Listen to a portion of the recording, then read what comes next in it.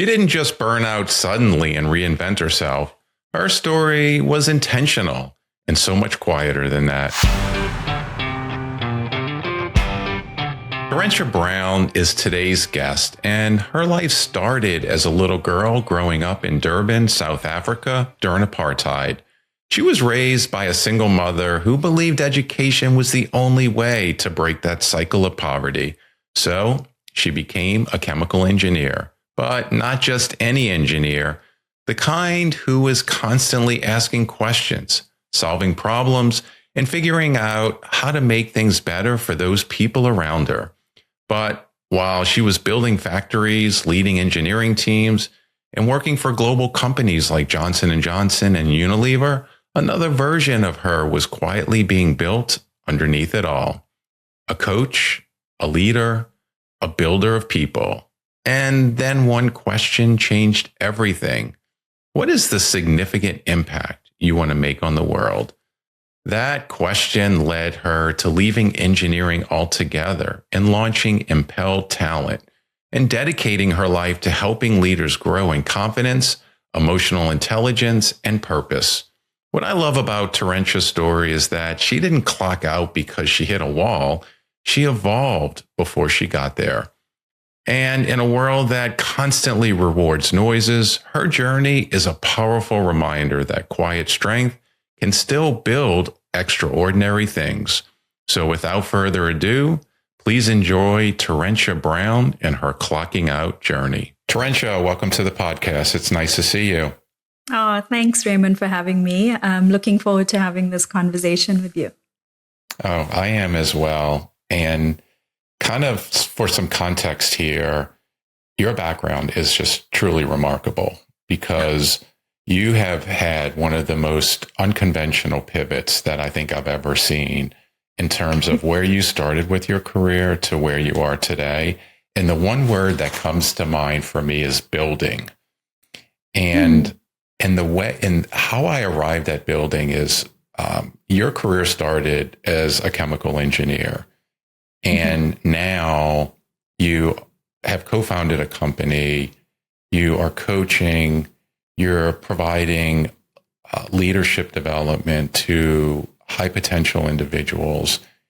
And this word building, I feel like you started your career building and innovating as an engineer, and then you've had this shift to where now you're building an organization that develops future leaders around the world. And I just think it's so remarkable how you've been able to, sort of transition into, I don't feel like you've had like a traditional clocking out moment where you hit burnout and you made a shift. No. It's sort of a natural evolution, Yes. which I think is really cool. So I'm excited to share your story with our listeners. And I think it's going to be very relatable to people who are in a very similar situation.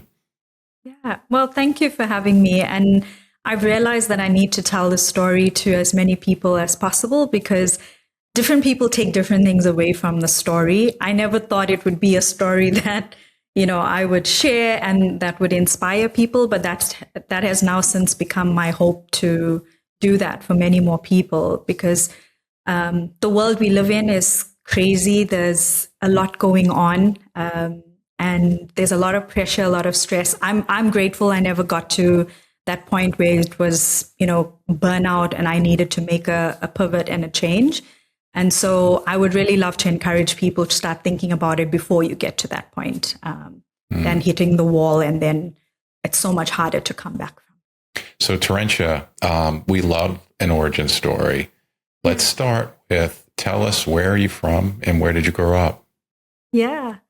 Well, my story starts in a town called Durban in South Africa, on the east coast of South Africa. Most people say they can't connect my accent because I've also lived in a lot of places, so it's all mixed up. So if you are from South Africa and you wonder why is she sounding like that, it's because there's been influence from different parts of the world, really, and different people. I actually grew up in a time of apartheid. So I was 14 years old when my mom was standing in line to cast her first vote as an adult in 1994. And so for me, it's always been, something on my shoulders to pass on what's been given to me, the opportunities that's been given to me because of the time that I was born in. I come from sixth generation Indian descent in South Africa. So I'm not sure if many people know, but we are about 1.5 million people in a population of 65 million people. And so we are a minority in this country. But the one thing that was for sure was that education. That's all I heard from my mom growing up. She was a single parent raising two kids on her own. And she said to me, the only thing that can stop the cycle of poverty is education. And so she tried her best, despite the odds, to make sure my brother and I went to university, even though she never got the opportunity to go herself, even though she had the aptitude for it. And so she gave us opportunities that she didn't have and did it on her own. So I have a bit of a super mom who's been my champion and cheerleader.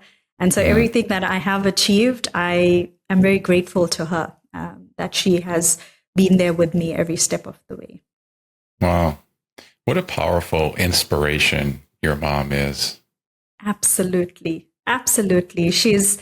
She fought for us and still fights for us and champions all the crazy ideas that I come up with, and has helped me move more times than I can count, because for work, I've just lived in different parts of South Africa and then moved out of South Africa as well. And she's always been there to support me on that journey. So honestly, the things that I've achieved, I could not have done it without her support, to be honest. Wow. So when you were a little girl, what was it like growing up in Durban? And you mentioned crazy ideas. What would a crazy idea look like? So a crazy idea would look like my mom taking us out of our small hometown where we lived. That was very monoculture, because in South Africa, part of apartheid, there was segregation. So we all lived in specific areas. And so when apartheid was abolished, she said, we're going to move out of the monoculture into a multicultural city. So we moved literally to the center of Durban, which was not heard of. We've left our family. They were about 50 some odd kilometers away, so not super far. But when you look at the time we grew up, it could have been another country, to be honest, like just moving to the city. She was so brave, and and the reason for that, she wanted to expose us to all the different cultures that South Africa has to offer, so that we could learn from each other, grow, be exposed to different people, because she saw the strength and the value for us to not just stay within that monoculture, but really be exposed to different people.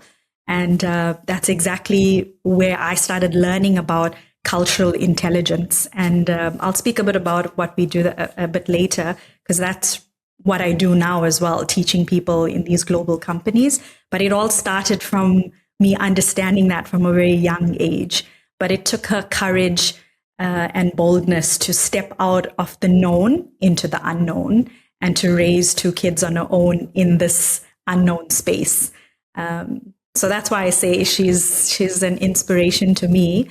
It's because that gave me courage then to say yes to many job opportunities in different parts of the country, and then moving to Sweden after that, taking projects that I got to live in China, got to travel to different parts of the world for my work, because she said yes, and I had a good role model and example of that.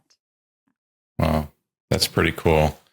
So when you were a young girl, what did you want to be? Like, what did you aspire to be, especially when you were sort of immersed in this melting pot of various cultures? Like, what did you dream about?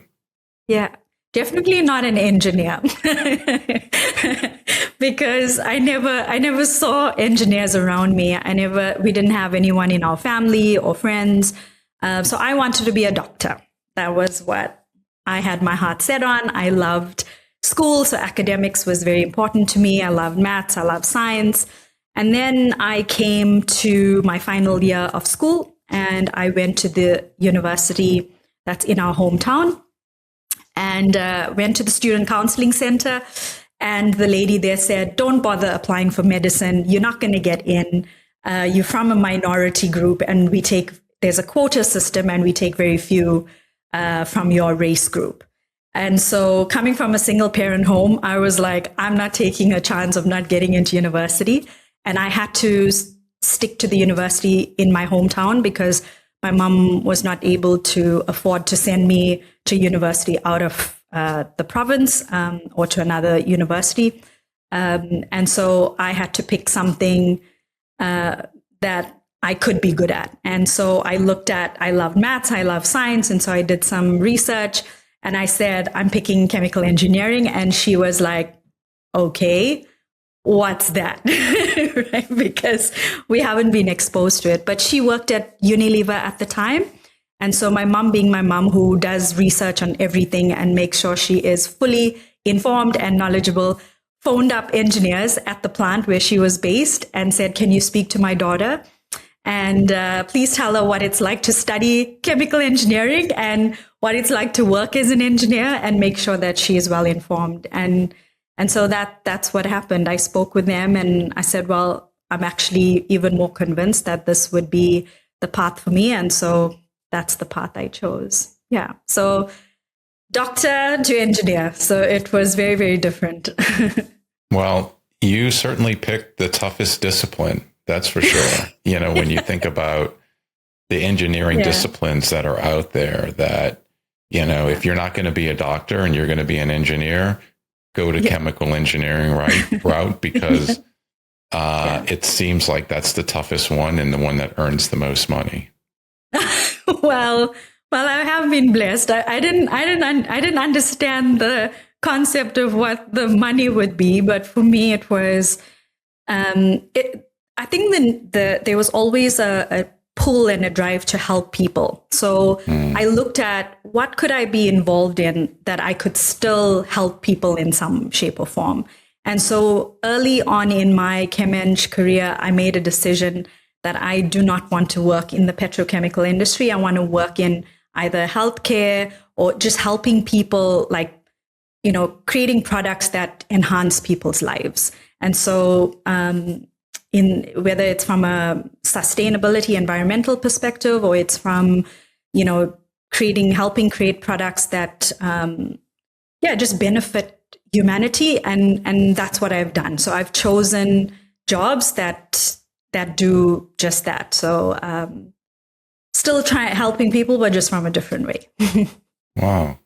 So where do you think that comes from? That's really interesting that at such an early age, sounds like you had a lot of clarity around your identity of really what you wanted to be within that field. Like, I feel like so many kids who come out of school, they have the degree, they may or may not been influenced on the reason why they went. Like maybe had a family member who was a chemical engineer. And so they chose the field and they come out and they take any job that they're offered regardless. But you had so much clarity around how you were going to apply that.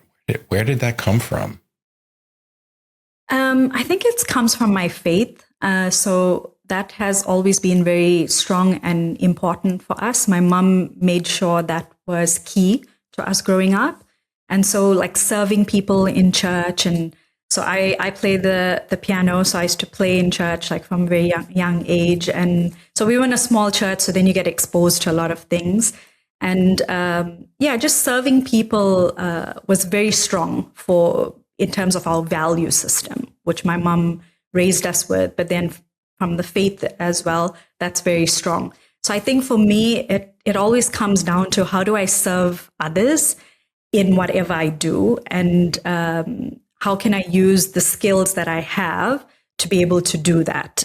Yeah, I think that's so meaningful how you just described that. And I feel like with the combination of your mom and her discipline around how she raised you and your brother, and then you being bold and choosing a degree that's very unconventional, like taking that risk and owning it. Those two combinations was an incredible foundation for you to sort of scale your career. And I think it's fantastic. Oh, thank you. In the moment, you don't see it that way because my grandmother was quite upset with my mom at the time because she had never heard of what this was all about. And then I did my first vacation work and I was in overalls, safety boots, and a hard hat. And then she says to my mom, now she's even dressing like a man. So she was not impressed at all with this whole choice. But I loved when she turned 80, I was able to take my mom and her. She had never left the country before. And I took them to Mauritius. So there's 3 generations of us went to Mauritius for a week-long holiday. And then she says, I can see, because there was no man and I paid for everything.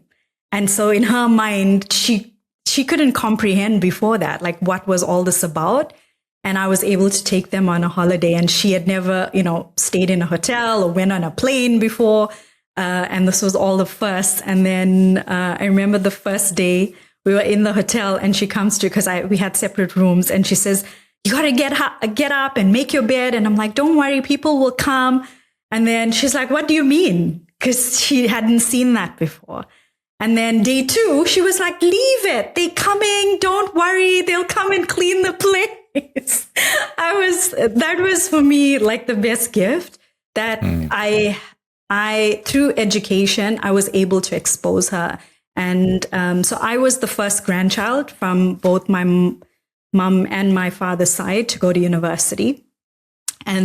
But I haven't been the last, which has been amazing because there's the younger cousins that came after me went to university and saw the value. So I'm happy that, because my mom always spoke to even her sisters and made sure that people understood the value of education and they caught it. And so their kids have also stopped the cycle of poverty, which is great. Wow. That's so cool. Like the fulfillment that you got from watching your grandmother, it's almost like the acceptance. And then also, it almost is like she was just connecting dots from that trip. And now looking back, she's so proud of you and what you've accomplished. Like, that's so special. It was. I treasure that and I think about it. And she came back and said to my younger cousins, you need to study like Terry, you need to study. So I'm like, the job was done. I got to show her there was something different because the time and the generation she grew up, I mean, she didn't even get to go to school. She was not educated at all. Wow. And that going from that to me studying engineering and doing what I do is honestly a gift and an opportunity that I'm super grateful for and I don't take for granted. And I want to be able to give back to as many people as possible because of that. I carry that responsibility. It's one of my strengths. It's a blessing and curse, I say to myself. But I carry it on my shoulders. Yeah. So you graduate with a chemical engineering degree. You enter the real world, as they say. What was that experience like? Like, where did you end up? And tell me about life as a chemical engineer in the corporate world. Wow. So my first job, I was not ready for. I think the degree prepares you from a technical perspective. So it stretches your mind, your critical thinking, all the good things, right? You can do math, science, design a distillation column, but nobody teaches you the human elements that are needed to help you in your first job. So my first job, I was baptized by fire, working shifts. And so it was a 4-shift system. I remember very, very clearly my first 6 to 6 night shift, which was not fun at all. It was a full weekend, Saturday, Sunday, 6 to 6, 6 to 6. And So that went on for a few months. And what I actually landed in hospital a few months, starting my first job, because I had a lack of emotional intelligence. So understanding like self-awareness and that self-management piece. So understanding that, I needed to adapt my body because I was working all odd hours, that I needed to eat and I wasn't eating. And so I developed a huge ulcer in my gut, just from not being aware and not being taught like simple tools to help you, be successful. And because it's taken for granted that everybody knows these things, in their first job. And so that has stuck with me, really, even through the work that I do now. It's because, and where we were prepared from an IQ perspective, that technical piece, but not from the EQ perspective. So communication and connecting with people and building relationships, all these things, it was not taught to us. So it's been one of my missions to educate people and try and get this into schools, into universities early on, and not just waiting till you come into the workplace. And so what I really loved about the workplace for me was I could come up with ideas, and it was the more practical part. So the degree was one thing, finishing that off, but there was so much theory. I loved the practical part. So being like working and figuring stuff out. Like the theory was a means to an end to get the piece of paper, but the practical stuff is where I saw it. So the first 6 weeks, I remember in my first job, I got an award from the MD because I was just coming up with an idea. I didn't even know he was the MD. I was doing my thing. He was just questioning me, like, what are you doing? And I was explaining to him what I'm doing. And so I go back into the control room and everyone's like, oh my gosh, what did John Archer say to you? What did he say to you? And I'm like, who's that? I was just like, me. They're like, the guy you were talking to. So he thought that was a really cool idea, gave me an award. I still have the certificate, took me on a lunch, gave me an engraved pen. I'm like, is this what working life is about? So within the first 6 weeks, I realized that I need to be looking for opportunities to make things better. That's my job. I don't need to maintain the status quo because there were people there that were working in that same place for 15 years. And I was like, I'm not going to be stuck here for 15 years in the same job. And so I was educating myself. So, during the night shifts, it's a little bit slow sometimes, stuff's happening, but then you got to add stuff in a tank and wait, right? Because there's mixing and stuff that happens. So during that time, I was educating myself. And so, like I said to you, I was not a fan of shifts. So I said, I'm going to find a job within this company that is day shift. And so there was a role in the technical services department, which was considered a promotion from where I was already.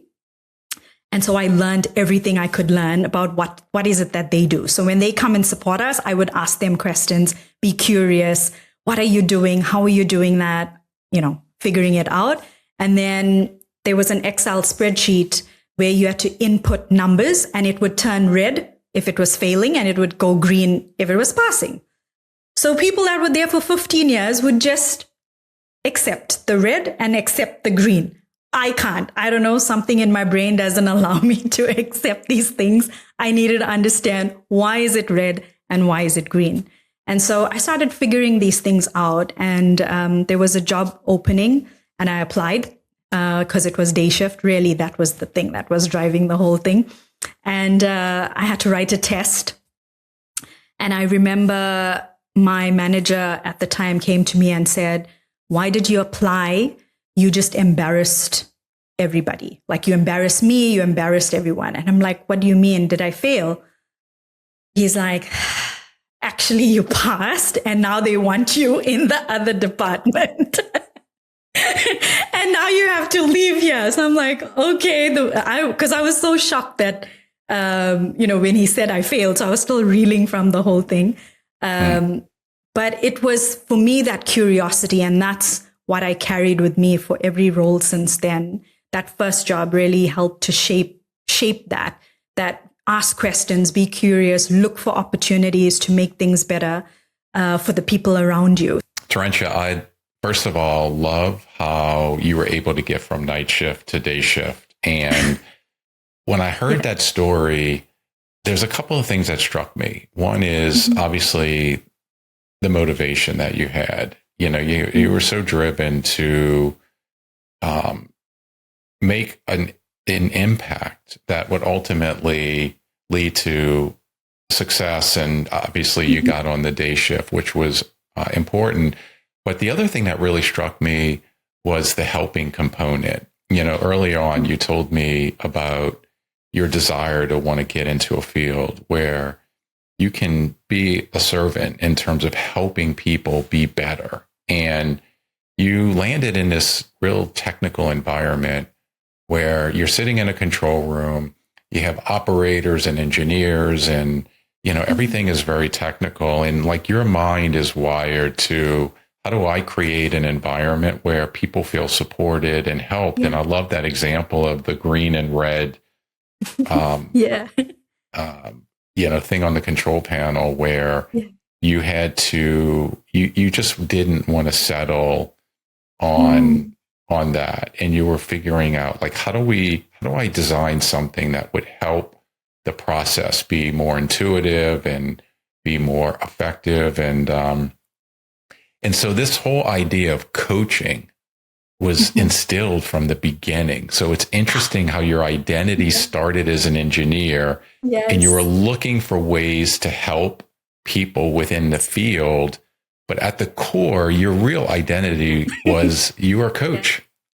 Absolutely. You hit the nail on the head. And so I know we're going to talk about that pivot moment. It wasn't like, you know, a tsunami or an avalanche, like, boom, here's it. Because actually this has been growing for a long time. But I needed to catch up and believe that this could be a career, right? You don't think that that's a career.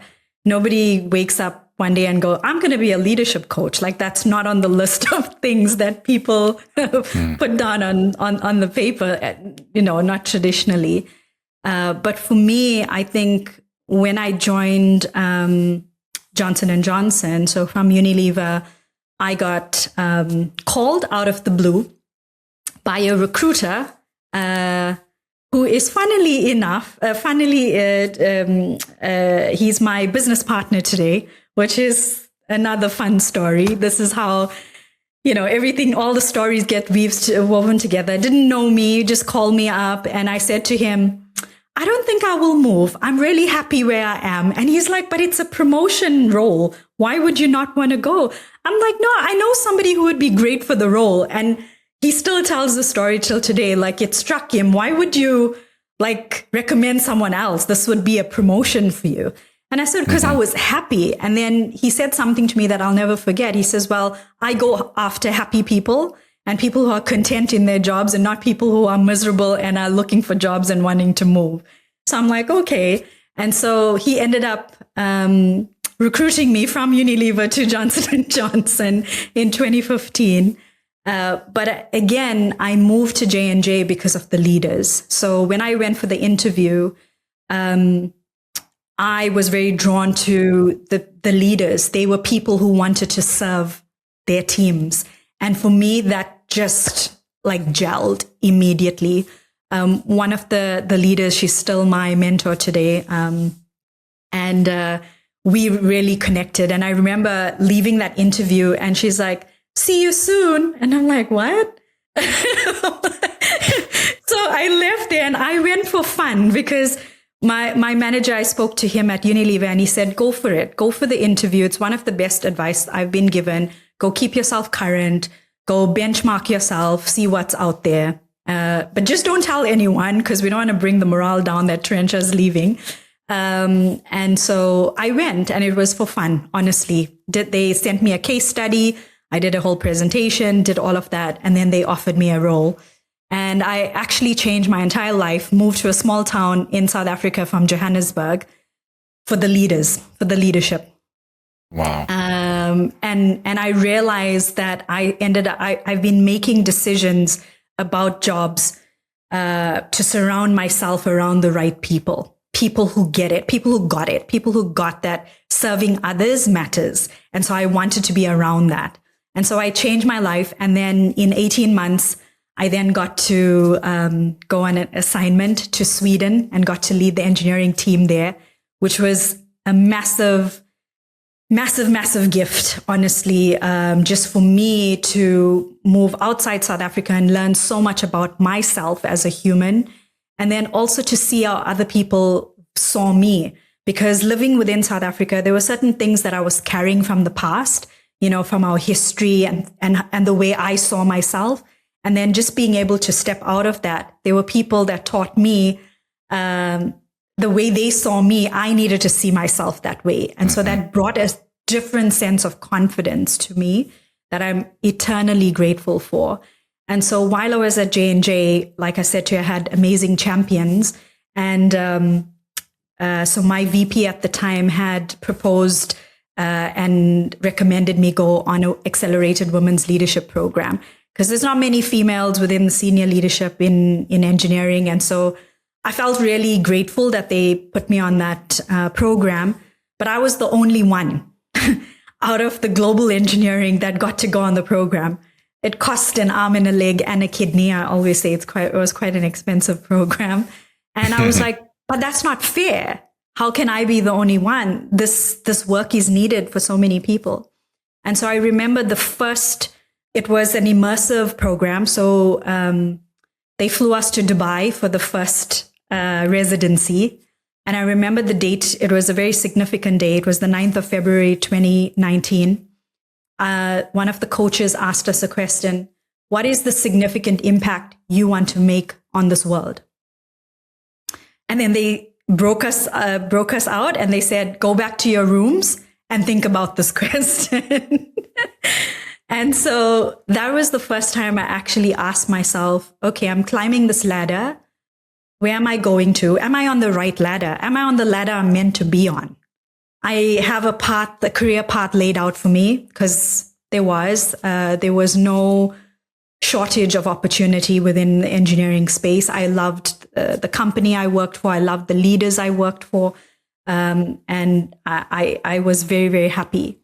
And so that's when this thought started coming about this coaching and the leadership. And I had this burning desire to multiply the work that I was doing with emerging leaders. So I used to build, just coach people for fun, like coach people from different parts of the business, whoever wanted coaching. Like that was like my happy place. And so during this program, they made us really think about what's bringing you joy, what's bringing you energy. And so I remember one of the sessions, I was watching the coach. And then during the tea break, I went up to her and I said, Liz, when I grow up, I want to be like you. And she's like, what are you waiting for? And I literally, stepped back, because I'm like, maybe to be a VP or a CEO or somebody, right? Because who would pay me to come and coach them? And so these were the thoughts that were in my head. And when she said that to me, she said, the next thing she said, you are always ahead of someone. So you can absolutely coach from whichever level you are at. And so that again made me start thinking about it. And so that same year, if that didn't shift my mindset, I got recommended, or I got selected for the Healthcare Businesswoman's Association Rising Star Award. And I had to fly to New York at the Marriott in Times Square to receive the award, the only one in the whole of J&J. So representing the healthcare sector. Well, it's a healthcare businesswoman, so it's a female for women. And we had the CEO and people from the head office all sitting in the front row. And here I am, this girl from Durban, collecting this award. And literally, I felt like God saying, I need to put it in flashing neon lights for you to realize that this award was actually for building this pipeline of young female engineers and investing in young people and coaching them. And I'm like, this, this was a loudspeaker moment. And so everything just aligned. So 2019 was a very, very significant year for me. And so by the end of the year, I had made a decision that I wanted to do this full time. Like I wanted to coach people. It's my calling. It's my purpose. I figured it out. Like, people go their whole life trying to figure it out, and I figured it out. And so I looked at my calendar, the meetings that I have with people where I'm coaching them brought me so much joy. I felt energized. And then there were meetings where I'm like, oh my gosh, do I have to go to those meetings? And then I said, why can't I do this all day, and just have this energizing meetings all day? And so that's really where I made that decision to start a business. Not look for a job. Don't ask me why. I was like, I need to start something. I need to start something for emerging leaders. And so while I was still in Sweden, started a company in South Africa. I knew I had to leave Sweden because I was on a work permit there and come back to South Africa. And so I resigned from my job at J&J. But just before that, I was so scared to tell my mom, because she was a single parent who took loans to send me to study engineering. And now I'm going to tell her, guess what? I'm leaving engineering to go do this leadership development thing. And so she came to visit me in Sweden, and I sat her down and I said to her, Mom, I have something to say to you. And she listened to what was on my heart. And I'll never forget what she said, because I burst out crying. And she said to me, you have exceeded my expectations beyond my own wildest dreams. Whatever you do, it will be blessed. Go with all my blessings. I am here to support you and cheer you on. And whatever you need, I'll be here. And that's all I needed to hear. And I did it. But the challenge came in was I left. So I worked out my notice and I flew back home on the 1st of March, 2020. And then the world shut down. I had resigned from my job. And then the world went into lockdown. And I was like, okay, God, now what? What do I do? How do you build a business when the world is shut down? And actually, it was the biggest blessing, because everyone went online. And so I sat in my room in an apartment, because I had to get a rental when I came back home. And I designed a 12-module program for emerging leaders. And I started testing it with people because they had time, because they were not going to work. And so I was offering it for free on LinkedIn. And I had people coming to me, testing it, doing all the beta testing, all the spelling mistakes. There were people, because they weren't paying for it, so I wasn't, and they were giving me the feedback, testing it. And then Nathaniel, who is my business partner now, connected with me and said, I've started my own recruitment business. You doing this leadership business. I actually wanted, why don't we join forces and bring everything under one roof? So we created this Impel Talent, where we impelling people's careers forward. So we work with companies to build high performing teams to either attract the right talent. So if you don't have that talent in your team, or you want to develop the talent already in your team, it's all under one roof. And so that's how we came together. That's how Impel Talent was born. And we've been doing this for the last 6 years. And it's been a real joy to build. And so the word you used at the beginning of this episode was to build. That's exactly what I love doing, because I loved Legos as a kid. And so building has always been, I felt, in my DNA. And so building energizes me. And so I'm really grateful that I have a business partner who has that same vision to build and to expand and to impact people. And we get to do this on a day-to-day basis. As I reflect and hear, you sort of describe this transition from the sort of engineering into going to J&J was a real gateway for you to get clarity around what your calling is. It was almost like you knew in your subconscious that you were drawn to coaching, and you sort of went through this journey. You got to J&J. You made such an impact. You received this award, and it was almost like, the clouds parted, and it was this ray of light that shined. And it was at that moment where you had all this clarity, and you said to yourself, you've built this amazing career. Now it's time to take it to the next level and build anew. And I have to say, I'm not surprised that your mom reacted the way she reacted, because if you said to her months after you got your degree and you said, Mom, I'm not going to be a chemical engineer, I'm going to, start a company, I think she would be like, okay, you're crazy. And that would be terrifying. But you wanted to make your mom really proud. And so the fact that you got to this place, you probably in your heart knew she was going to be supportive, but that's such a scary, change is hard. And it's such a scary conversation to have where you're doing something completely radical. And so it's almost like your gut says, what if she doesn't accept it? What am I going to do? And you probably told, you ran all these scenarios in your head. And the fact that you got so emotional when she confirmed what you believed she was going to do probably made you feel even more clear that this is the next thing for me. And it's so inspiring, so emotional. It makes me smile. It's great. Yeah, it's a good story. My VP was not happy with me at the time. He refused to talk to me for 3 weeks.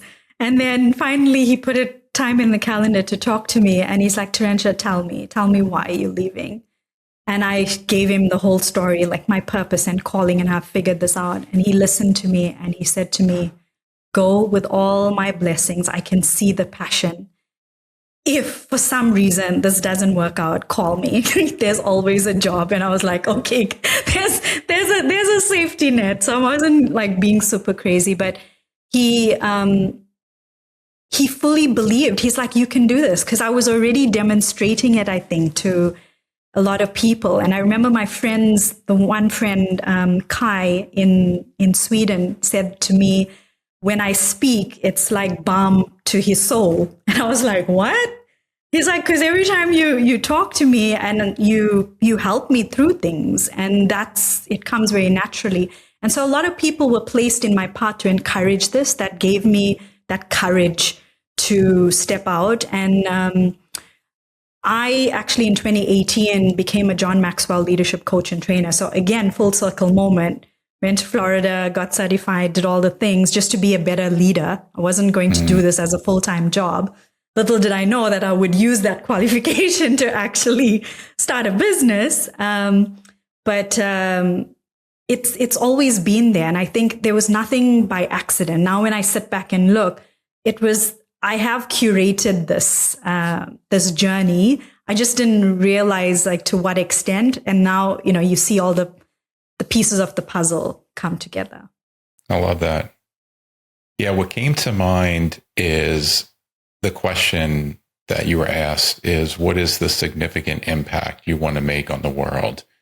And yes. I know that's such a big question, but when I hear you describe the work that you're doing with your company, I just feel like you're creating so much value for yourself, for others, in the work that you're doing, and really building these human skills so that these leaders can be like, you're paying it forward and providing a service that gives leaders the ability to impact. So you're impacting the people who are impacting the people, which is Correct. Truly remarkable. Yeah, that was the vision. And that's the vision I saw. I was in that hotel room in Dubai on the 9th of February, 2019. That's the picture I had. I didn't know how that was going to happen. And so when I tell you in 2020, when I'd first started testing this program, and somebody bought this program for like $300 for 12 modules. And then my mom was like, that's nowhere near the salary you were earning at J&J. And I was like, somebody bought this program. And so later that same year, we sold a program for 60,000 US dollars to Airbus OneWeb satellites in Florida. And then she was like, okay, now I see what you've been doing. And Wow. we've been working with Fortune 500 companies like Airbus. Honestly, I can say to you, it's even beyond my own imagination and pay grade. I attribute everything to God, that he's put us in rooms that I can only imagine and dream of. We've worked with J&J. So I went back, full circle moment, worked for the company that invested in me and got to do work for them across the US, across EMEA, working with large pharmaceutical companies like Takeda in Switzerland, and then working in the space and tech industry, working with leaders, people building rockets. I mean, like, we're just working with such a diverse range of people. Like, I just feel very blessed that we get to sow into the lives of these individuals. And what I've realized is it's actually not about titles and what levels people are at.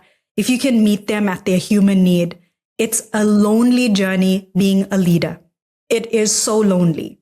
And so just having a coach that can support you and encourage you and just be there to, listen. I think a lot of times people come, we've had grown men cry in our sessions because they don't have an outlet where they could go and speak, and they can't speak to people at home. They can't speak to people at the office. And so we create a very safe space for people to really come and share and open their heart and be vulnerable.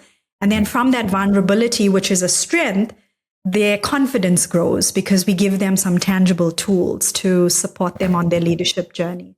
So it's been such a beautiful experience. I get up every day feeling very blessed to do the work I do, very grateful that I get to do the work I do. Is it easy building a business in this economy? Absolutely not.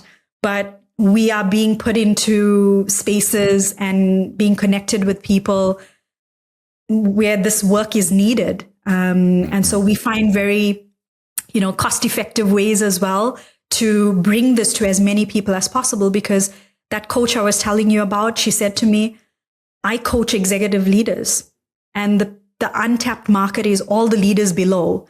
And that's because the volume, they are the critical mass, and there's not enough coaches to go around. And so everybody's focusing at the top, but we're not focusing at the lower levels. And she's like, if you can crack that code, you're going to do amazing things, because what I'm teaching these guys at the top level, I'm actually helping them unlearn all the bad habits they formed along the way. So if you can catch them early in the career life cycle, they will have the good habits by the time they come to these senior roles.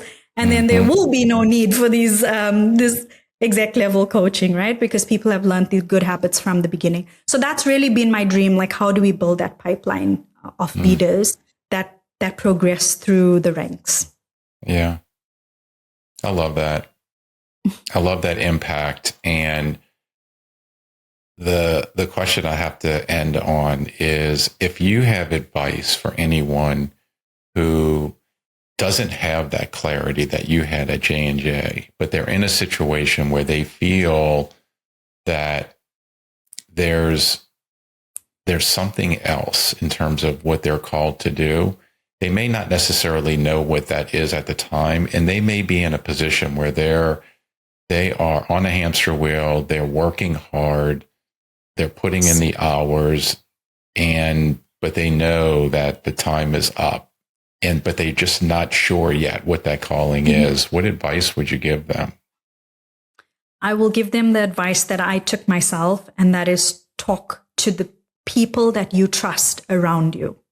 And so whether that means, I had amazing friends. I had friends from church who are also in this leadership space that spoke to me. I had mentors from my career, and I had a coach as well. And so the coach was very unbiased because she didn't know me at all. And so she asked me really tough questions that made me think, that made me go away and really open up my mind and build up my confidence to be able to get to that point to say, I'm going to step out and actually do this thing. And so that would be my best advice, is to connect with a coach. This is what I do. I love, my purpose is to help people find their purpose and calling. And so that's what I do. Our first session, our first module is all around that, is to define your purpose statement. And I use the engineering techniques, which is the root cause problem solving analysis, the 5 why method. Most people, when they come to that first module, they're like, oh, she's an engineer. And it's here in the module. And it's just to help you keep asking why. Yeah. Just start with that. Why.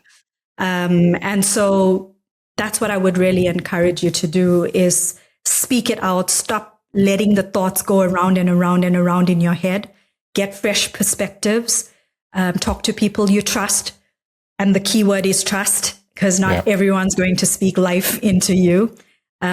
People project their fear onto you. That's what I've realized as well. So that was the key part. I had to be very careful who I let into those conversations, because I could see the ones that were afraid and would not do it. And so they were projecting that onto me and not really helping to build me up. They were causing more confusion. And then the ones that really allowed me to speak my mind and asked me incisive questions that made me think about my why and challenged me.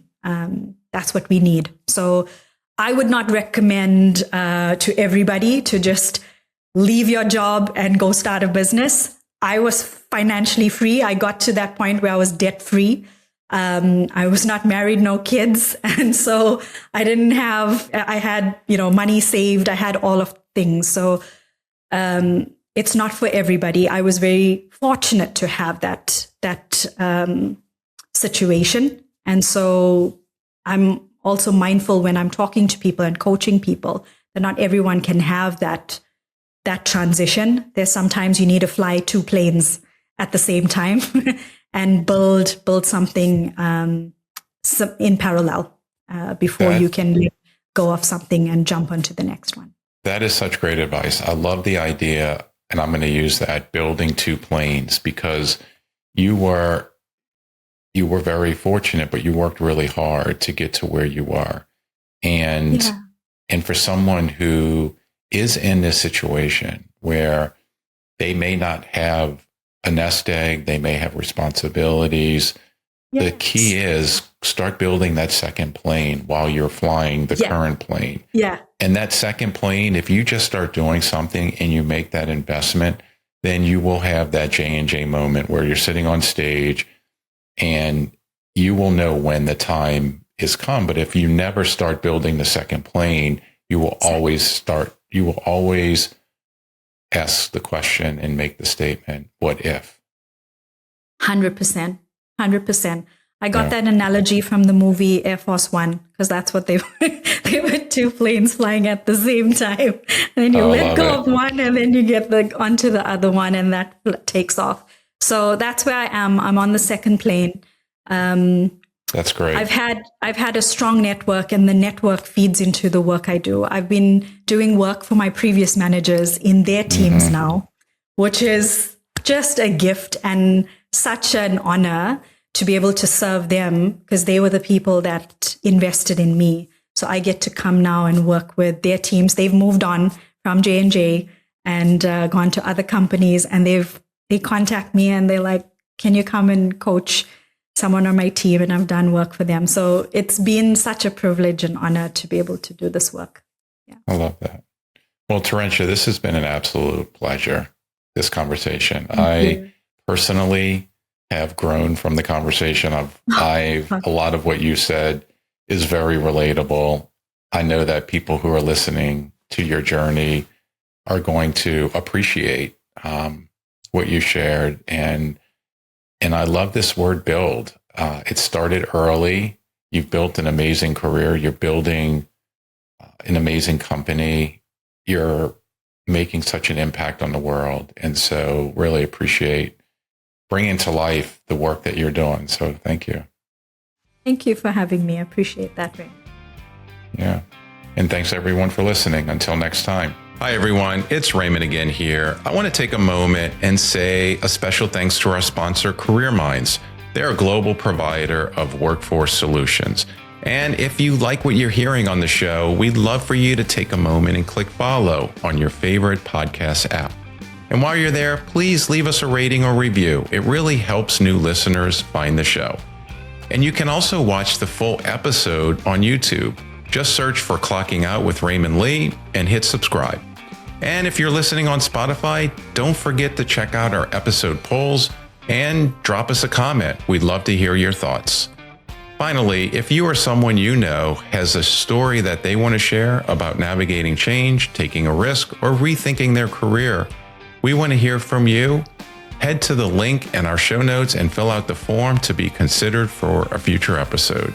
Until next time, remember, if you're sitting there and you're just stuck or unsure of your career or future, and you think it's time for a change, I would encourage you to ask these 3 questions. Does my career or work make me feel alive?